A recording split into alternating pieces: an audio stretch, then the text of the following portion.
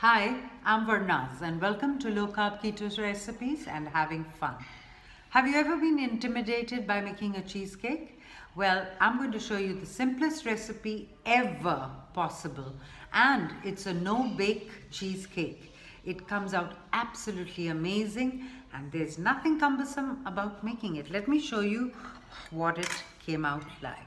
I made it into a loaf, and I've made the crust, a chocolate crust. That's why it's brown, and it's so perfect. I've cut out a slice here. Let me show you the slice. I can't do a taste test right now because I'm doing intermittent fasting, but here it is.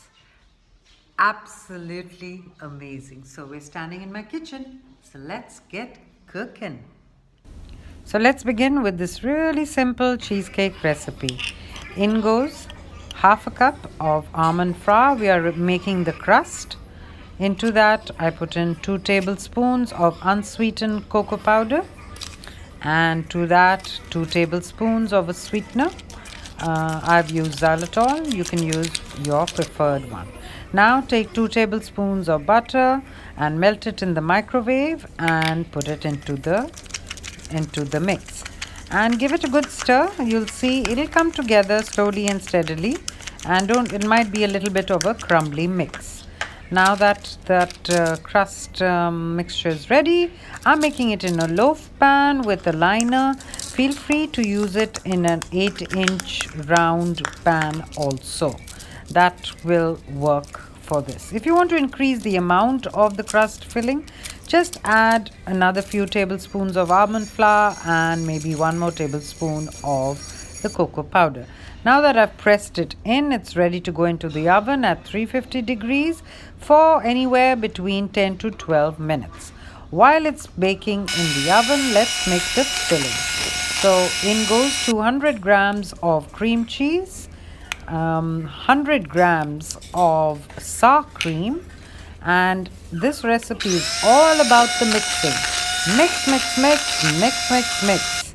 Next, I've put in 2/3 of a cup of a sweetener in 2 lots. I've put them in, and again mix, and 100 grams of a cream. Any cream will do. Heavy cream, single cream, double cream, anything will do. So again mix, mix, mix, mix, mix. The more we mix it, the better it will become. Now I'm adding vanilla extract. I've put in about a teaspoon and a half. You can add more if you like it more with the vanilla flavor.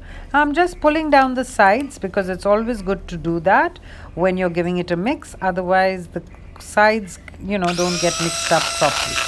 Again, mix, mix, mix. And now is the important part. That's 10 grams of gelatin powder. If you don't want to use gelatin, you can also use agar powder.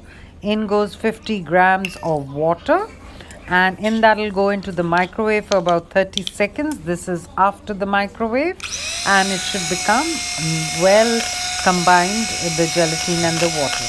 Slowly start pouring it into your cream cheese mix and mix, mix, mix all over again. After your base has nicely cooled down, add your cream cheese mixture.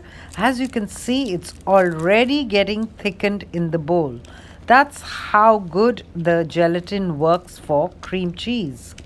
And now put it into whatever container that you'll be using and level it out nicely. Give it a few taps so that all the air bubbles also come out, and just take a spatula and bring it end to end. Now it's ready to go into the fridge for about 5-6 hours, and this is what it looks like after it's come out of the fridge. It's absolutely amazing.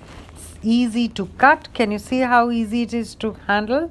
And it's yummilicious. Thank you for watching, and do subscribe, and don't forget to press the bell. Bye then.